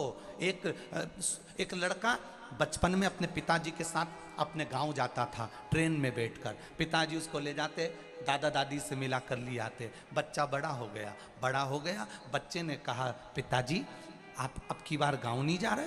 पिताजी बोले, अब हम गांव नहीं जा रहे। बच्चा कहने लगा, नहीं पापा, पिताजी मुझे गांव जाना है। पिताजी ने कहा, मेरे पास टाइम नहीं, छुट्टी नहीं, मुझे तो गांव जाना, आप गांव चलो। पिताजी ने मना कर दिया। बेटा कहने लगा मैं अकेला गांव चले जाऊंगा, आप मुझे ट्रेन में बिठा दो। पिताजी ने एक पर्ची लिखी, पर्ची लिख के उसको फोल्ड कर कर मोड़ कर पिताजी ने वो पर्ची बेटे के जेब में रख दी और बेटे को टिकट दिलाकर ट्रेन में बिठा दिया। ट्रेन में बिठाया, ट्रेन चल दी। 25-50 किलोमीटर दूर तक ट्रेन चली। बच्चा अकेला बैठा हुआ, पहली बार घर से अकेला निकला था, अकेला पहली बार निकला, ट्रेन में बैठा। थोड़ी सी घबराहट हो रही थी उसको, पहली बार अकेला जा रहा, अकेला पहली बार जा रहा। बच्चे को थोड़ा सा डर लगा, कोई पुलिस वाले निकल कर गए डर लगा, कोई टीसी निकल कर गया डर लगा, किसी ने कहा ये सीट छोड़ो अगली सीट पर बैठो, उसको डर लगा।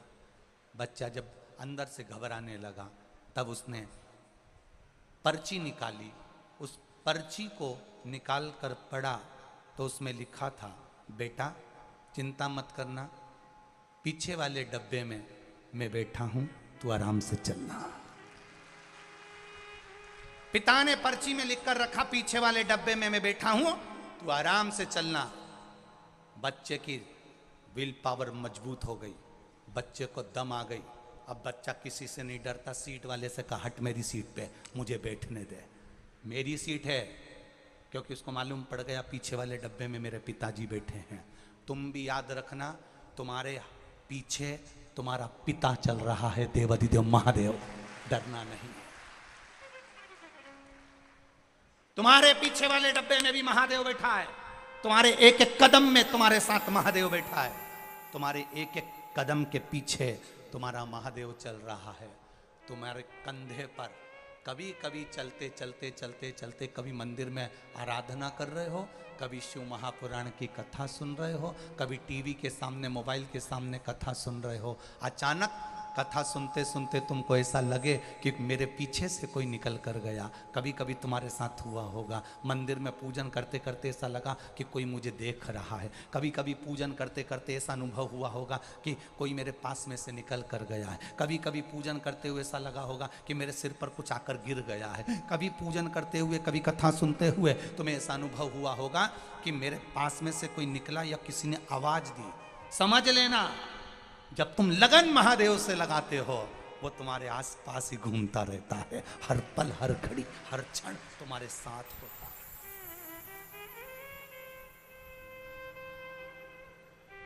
उस समय तुम्हें केवल जरूरत है, आएगा दुख, आएगी तकलीफ, उस समय तुम्हें जरूरत है उसको पुकारने की। बस दिल से कहना, बाबा कब आएगा, इतना पुकारा और मेरा देवाधिदेव महादेव तुम्हारे सामने आकर खड़ा हो गया, सुख देने के लिए इंतजार करेगा।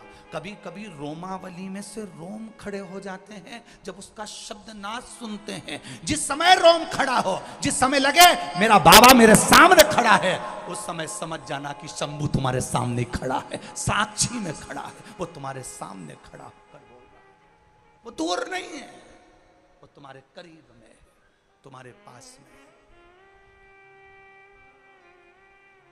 लोग कहेंगे अब की बार फसल अच्छी नहीं आएगी, तुम कह देना महादेव है, गेहूं भी उसने लगाया, सोयाबीन भी उसने लगाया, चना भी उसने लगाया, मसूर भी उसने लगाई, सब उसी का तो है, वो है तो फिर क्या गम है। मुझे विश्वास है बंजर भूमि में भी वो बीज बो देता है, पत्थर में भी पौधे को उत्पन्न कर देता है। उसने अगर बीज दिया है तो पेट भी वही भर देता है, फिर क्या सोचना उसके, क्या सोचूं मैं उसके लिए। मेरा बाबा, मेरा देवाधिदेव महादेव, मेरा कुबेरेश्वर महादेव, मेरा महाकाल राजा, मेरा ओंकारेश्वर, मेरा केदारेश्वर, मेरा भीमा शंकर, मेरा मल्लिकार्जुन, मेरा वैद्यनाथ कोई साधारण नहीं है। 12 ज्योतिर्लिंग का मतलब होता है ये 12 शरीर के जो अंग हैं, इसको मेरे महादेव ने संभाल कर रखा है। ये 12 जो शरीर के अंग हैं, इसको 12 ज्योतिर्लिंग के रूप में मेरे महादेव ने संभाल कर रखा है। जिह्वा पर शिव, श्रवण में शिव, नयन में शिव, वाणी में शिव, हृदय में शिव, हस्त में शिव सेवा, चरण में शिव का द्वार, सब शंकर की एक आनंदता है। आप अपने घर में ऐसा कटोरी को उल्टी रखकर पानी चढ़ाकर पीकर देखना, स्वाद नहीं आएगा। किसी शंकर जी के मंदिर में सारी सेवा हो गई, मंदिर का शिवालय भी पूरा साफ हो गया, मंदिर का शंकर जी पूरे साफ हैं, उसके बाद तुम एक लोटा जल चढ़ाना और उस जल को झेल कर घर में लाकर पी कर देखना, उसमें अपने आप दूसरा स्वाद आने लगेगा। शंकर पर जल चढ़ते से जल का स्वाद बदल जाता है। पिया कि नहीं पिया? अरे बोलो, जम के बोलो जरा, पिया ना? स्वाद बदला कि नहीं बदला? आप घर में पानी चढ़ा कर देखना। आप घर में जो तुम्हारे यहां सिलबट्टा हो नहीं, चटनी पीसने वाला, ऊके धो के ऊपे पानी चढ़ा कर देखना, उसमें स्वाद नहीं आएगा। पर जो शिव जी पर शंकर जी को अच्छे से नहला दो, पूरा साफ कर दो, पूरा साफ, एक पत्ती भी मत रहने दो, उसके बाद भी शंकर जी पे जल चढ़ाकर उसको झेल कर पी कर देखना, ऐसा लगेगा अगर तगर चंदन, उसमें ऐसा लगेगा बेलपत्री धतूरा, सबका एक आनंद, ऐसा लगेगा कोई इत्र, कोई आनंद उस जल के अंदर आकर विराजमान हो गया हो। माँ पार्वती ने अपने बच्चों को, कोई जैसे एक माँ अपने बच्चे को घुटी नहीं देती, घिस के वो हल्दी घिसे, फिर बादाम घिसे, जायफल घिसे, केसर घिसे, कस्तूरी घिसे, घिस के फिर माँ उसके बच्चे के मुंह में देती है, उसी तरह महादेव को चढ़ा हुआ जल जब आप पीते हो तो मेरी पार्वती मैया आपको जीने की घुटी देती है। मेरी पार्वती माता आपको जीने की घुटी देती है। मेरी जगत जननी जगदम्बा अपने बच्चों को अमृत तत्व देती है, अमृत तत्व।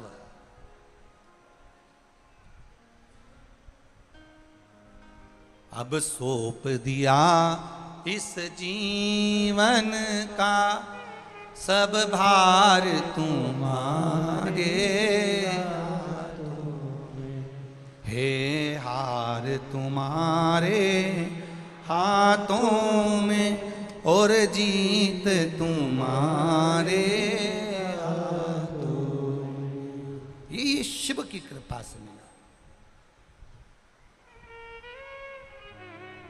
सारी दुनिया आपको ज्ञान देगी, सारी दुनिया आपको ज्ञान प्रदान करेगी, सारी दुनिया दुख की घड़ी में, तकलीफ की घड़ी में, जब किसी व्यक्ति के ऊपर कर्जा हो जाता है, अंदाजा लगा कर बैठना, जब किसी के ऊपर कर्जा हो जाता है तो ज्ञान देने वाले बहुत मिलते हैं। काय को कर लिया? कौन ने बोला था दुकान डाल लो? कौन ने कहा था कि मकान बना लो? कौन ने कहा था कि गाड़ी ले लो? दुख की घड़ी में ज्ञान देने वाले ज्यादा मिलेंगे। कर्जा हो जाए, ज्ञान देने वाले मिलेंगे। परिवार वाले ही खुद कह देंगे और उड़ते फिरो, और उड़ो, और उड़ो। बहुत दुनिया के लोग तुम्हारी दुख की घड़ी में तुम्हें ज्ञान देते रहेंगे, ज्ञान देने वाले बहुत मिलेंगे, पर इतना याद रखना, साथ देने वाला कोई नहीं मिलेगा।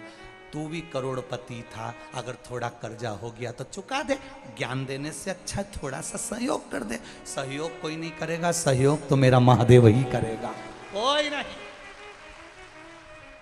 कर्जा हो गया, बड़े भाई आए चिल्लाए, छोटे भाई आया चिल्लाया, रिश्तेदार आए चिल्लाए, ये आया वो उसने चिल्ला दिया, क्यों करा, क्या करा, दुकान क्यों डाली, ये क्यों करा, वो क्यों करा, शादी क्यों करी, ऐसा क्यों करा, वैसा कर। ये ज्ञान देने वाले ज्यादा मिलेंगे।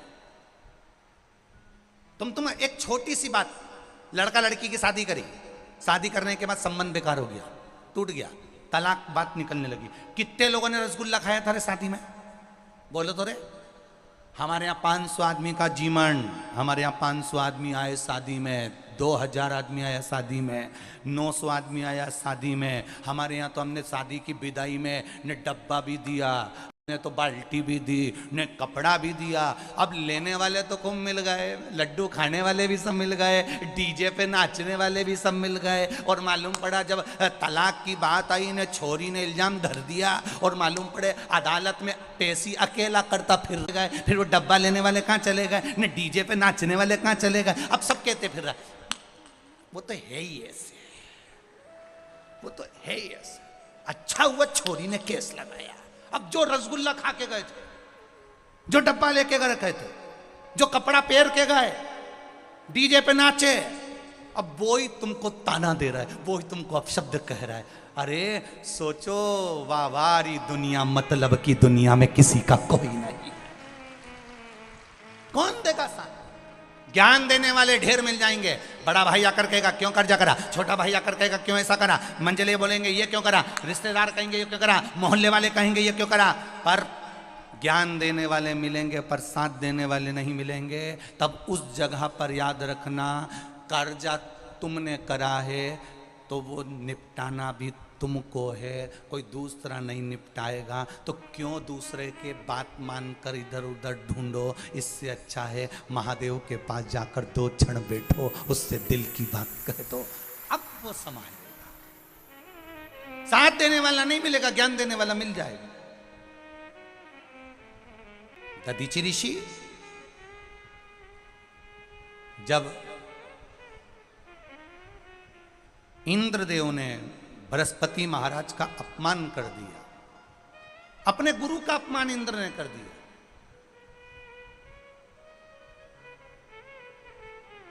साधु संत ब्राह्मण गुरुजन गौ माता बहन बेटी घर के बुजुर्ग घर के बड़े तुम्हारे सामने हो, इनका कभी अपमान ना करिएगा।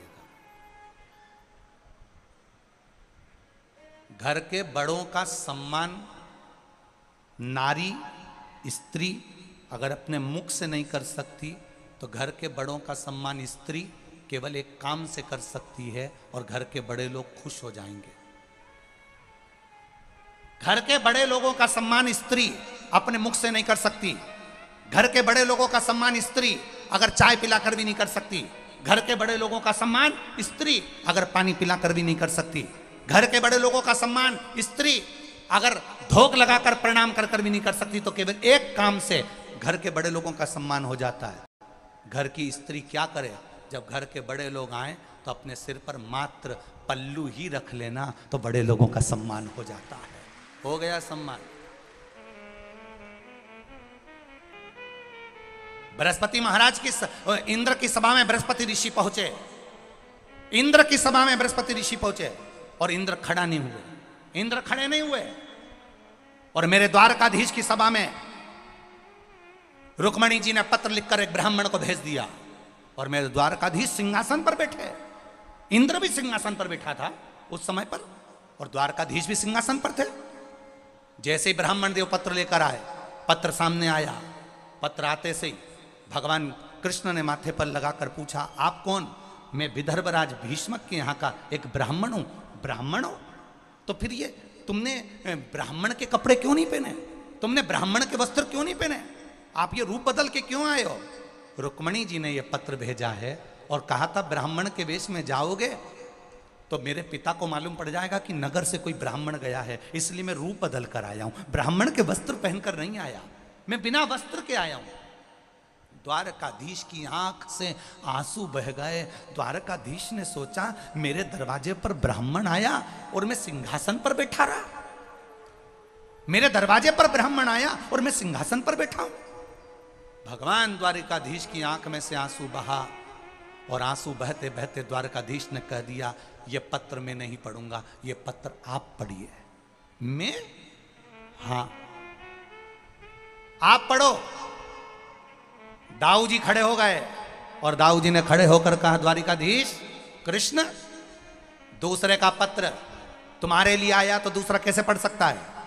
ये नीति के विरुद्ध है। आपका पत्र आपको पढ़ना चाहिए। ये क्यों पढ़ेगा? भगवान द्वारिकाधीश ने खड़े होकर कहा, दाऊ दादा, ये ब्राह्मण मेरे सामने आया तब मैं सिंहासन पर बैठा था, ब्राह्मण मेरे सामने जमीन पर खड़ा था। ये अच्छी बात नहीं है। पत्र मैं उससे इसलिए पढ़वा रहा हूं कि मेरे पत्र का गुणगान, मेरा गुणगान जब वो कहीं पर खड़े होकर भी करेगा तो मेरे सिंहासन से बड़ी उसकी सिंहासन हो जाएगी। राज सिंहासन से बड़ी व्यासपीठ होती है, इसलिए वो व्यासपीठ पर बैठा माना जाएगा। इस व्यासपीठ के आगे बड़ी बड़ी पीठ छोटी है, सिंहासन छोटे हैं। जब ये ब्राह्मण पत्र को पढ़कर मेरा गुणगान करेगा तो ब्राह्मण व्यासपीठ पर बैठा हुआ माना जाएगा।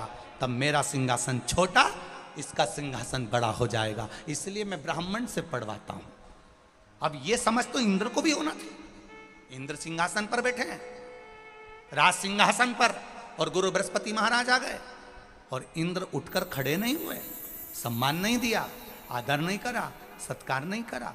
घर का बड़ा व्यक्ति आ जाए, बच्चे बैठे हैं सोफे पर, थोड़ी सी देर खड़े हो जाएं, भले तुम सोफे पर बैठ जाना, पर घर का बड़ा व्यक्ति आया है तो 5 मिनट के लिए खड़े हो जाओ, 5 मिनट के लिए, कि घर का बुजुर्ग आया है तो सोफे पर आज के जमाने के बेटा बेटियां आराम से पांव पसार कर बैठे हैं, और पापा बैग लेकर आ गए, मम्मी थाली लेकर आ रही, और बेटा बेटी मोबाइल लेकर और रिमोट लेकर आराम से लंबे पांव कर टीवी देख रहे हैं। ये मेरे भारत की सभ्यता नहीं है भाई। कोई घर का बड़ा आए, थोड़ी सी देर उठकर खड़े हो जाओ, पापा आओ ना, मम्मी आओ ना, काका जी आओ ना, फूफा जी आओ ना, बस इतना भी कह दिया ना तो सम्मान हो गया,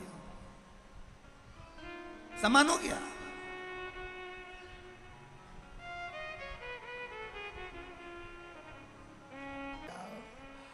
वक्ता सुधार दे, सुधर जाओ, नहीं तो वक्त सुधारेगा तब भारी पड़ जाएगा रे दादा, बहुत सुधारेगा तो भारी पड़ेगा। अब दधीची बाबा का संवाद कर रहा है, बृहस्पति बाबा आए, इंद्र ने सम्मान नहीं करा, आदर नहीं करा, सत्कार नहीं करा, बैठा रहा सिंहासन पर इंद्र, अप्सराओं का नृत्य देख रहे थे, बृहस्पति महाराज का अपमान कर दिया, देखा तक नहीं, मालूम है आ गए तो भी नहीं देखा, आ गए तो भी नहीं देखा, उधर देखता रहा, हो गया, समझ गए। बृहस्पति महाराज गए, उन्होंने गुरु के पद से इस्तीफा दे दिया। तब विश्वरूपा जी को गुरु बना लिया।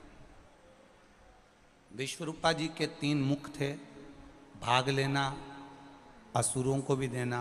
इंद्र को क्रोध आया, उनको मालूम पड़ा तो उन्होंने शीश काट दिया, ब्राह्मण हत्या माथे चढ़ गई, और ब्राह्मण हत्या माथे चढ़ी, इंद्र भागे, ये ब्रह्म हत्या माथे चढ़ गई, मैं क्या करूंगा, कहां जाऊंगा, कमल की डंडी के अंदर जाकर छुप गए। कमल की डंडी के अंदर जाकर इंद्र छुपे, क्योंकि ब्रह्म हत्या लग गई है, कहां जाऊं मैं, क्या करूं मैं, कमल की डंडी के अंदर जाकर छुपे। देवऋषि नारद जा रहे थे, देवऋषि नारद ने देखा कि इंद्र कमल की डंडी के अंदर छुपे हैं। कब तक छुपे रहेंगे, जब निकलेंगे, जब ब्रह्म हत्या माथे चढ़ जाएगी।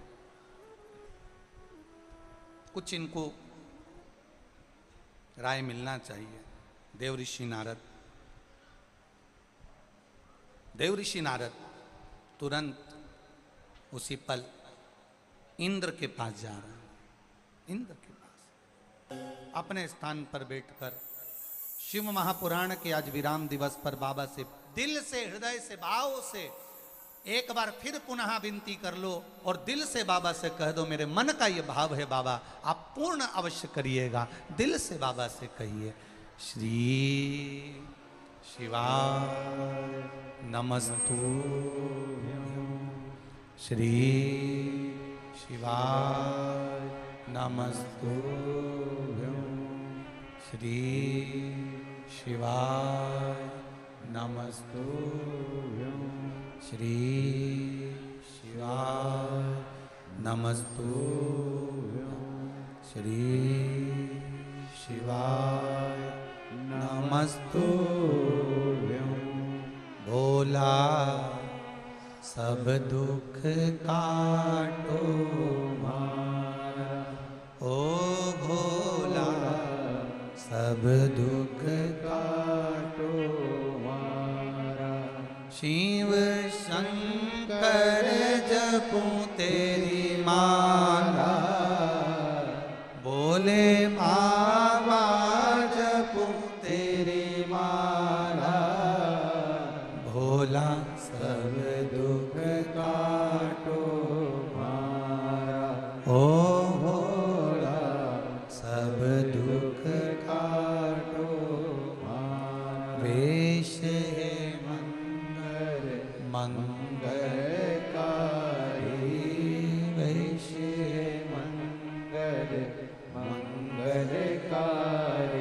शमशान वासी हमारा, शमशान वासी हमारा, ओ बोला सब दुख काटो मारा, ओ बोला सब दुख। काटो मारा। भगवान शिव से निवेदन करे, भाव से कहे, बृहस्पति महाराज का अपमान हुआ, विश्वरूपा जी का सिर कटा, इंद्र के ऊपर ब्रह्म हत्या लग गई, देवर्षि नारद ने कुछ स्थान पर ब्रह्म हत्या को बांट दिया। पहला जल को ब्रह्म हत्या दी, जल के ऊपर फेन होता है वो ब्रह्म हत्या का भाग होता है। अग्नि को ब्रह्म हत्या दी, अग्नि की नीली लो ब्रह्म हत्या का भाग है। पृथ्वी को ब्रह्म हत्या दी, पृथ्वी का बंजर भाग, वृक्ष पे लगने वाली गोंद ब्रह्म हत्या का भाग है। फिर नारी को दी, स्त्री का रजस्वला होना ये ब्रह्म हत्या का भाग है। 4 जगह पर बांटकर तब इंद्र ब्रह्म हत्या से छूटे, तब वत्रासुर की उत्पत्ति हुई और वत्रासुर ने जो आक्रमण किया, इंद्र के साथ युद्ध हुआ, हार गए इंद्र। विनती करी देवताओं से, देवताओं ने कहा दधीचि ऋषि के पास जाओ, दुनिया में एक संत ऐसे हैं जिन्होंने अपने तप बल से अपनी अस्थियों को भी प्रबल कर रखा है, उनके पास जाकर निवेदन करो। दधीचि बाबा से जाकर निवेदन किया, विनती करी, और जब निवेदन विनती करी, जब आप हृदय से, चित्त से, मन से आप निवेदन करते हो तो भगवान उसको स्वीकार करता ही है। एक पत्र आया है, देखिए,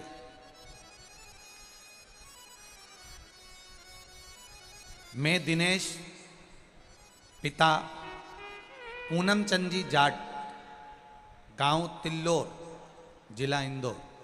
कहीं बैठे हैं? कहीं बैठे हो तो हाथ हिलाइएगा जिन्होंने पत्र भेजा। कहीं बैठे हो तो हाथ हिलाइएगा। मैं दिनेश, पिता पूनम चंद जी जाट, गांव तिल्लोर, जिला इंदौर। मैंने किसी कारणवश, गुरुदेव आप ही हैं, दोनों हाथ हिला दो एक बार, श्री शिवाय नमस्तुभ्यं। मैंने किसी कारणवश गुरुदेव फांसी लगा ली थी। 29 तारीख जुलाई का महीना 2022 को 40 घंटे अस्पताल में रहा। डॉक्टर ने मुझे मृत घोषित कर दिया था। इनने पत्र में लिखा है, डॉक्टर ने मुझे मृत घोषित कर दिया था।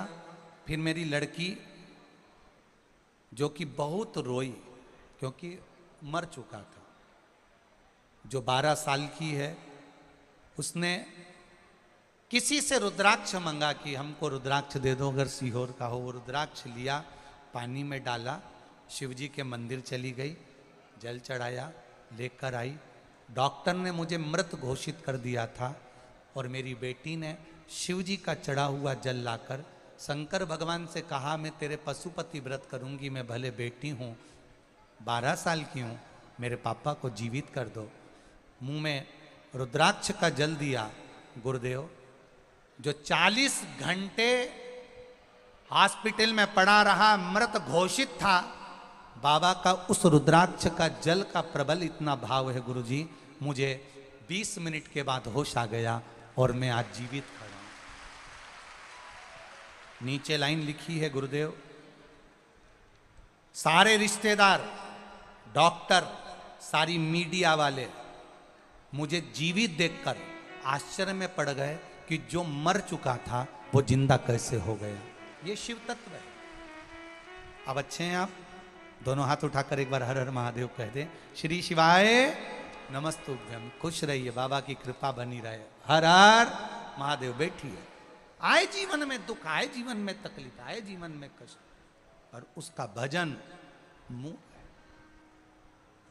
फिर कहूंगा, दुनिया के लोग कहें रुद्राक्ष में ऐसा क्या है, हम कहीं के रुद्राक्ष की बात नहीं करते, पर इतना विश्वास मेरे कुबेरेश्वर धाम के रुद्राक्ष पर है कि वो डूबने नहीं देता, व्यक्ति को निकाल कर बाहर कर देता। कई लोग कहते हैं क्या है ऐसा सीहोर के उस कुबेरेश्वर धाम?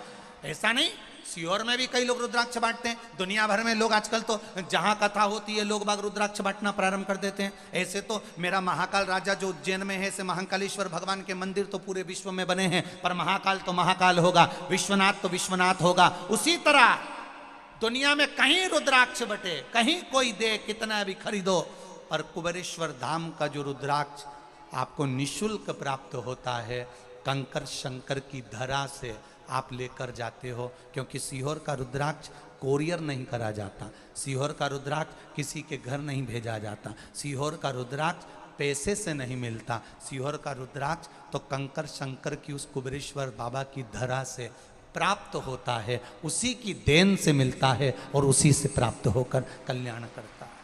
दुनिया में चाहे कितना भी बटे उससे मतलब नहीं, कुछ तो होगा इस स्थान की महत्वता, कुछ तो कुबेरेश्वर धाम के कंकर शंकर की महत्वता होगी, जिसकी भूमि का एक रुद्राक्ष, एक कंकर जीवन का सुख दे जाता है।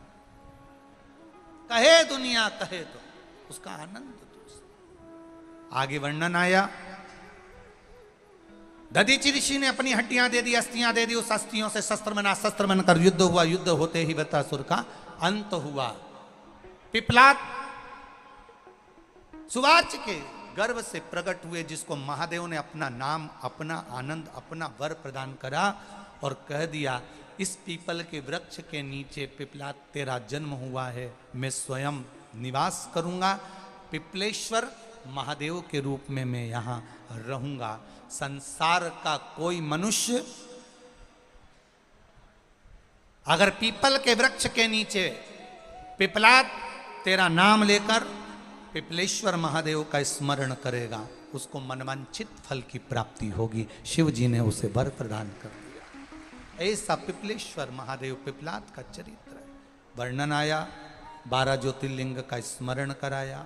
प्रथम सोमनाथ जी का स्मरण, चंद्रदेव को काया के रोग से मुक्त। दूसरा मल्लिकार्जुन का वर्णन, माता पार्वती और शिव जी ने जाकर बाबा कार्तिकेय को रिझाया।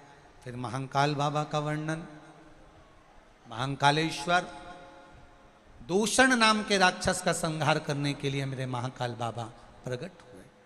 84 रूप में बटे, 84 रूप में 84 महादेव के रूप में विराजमान।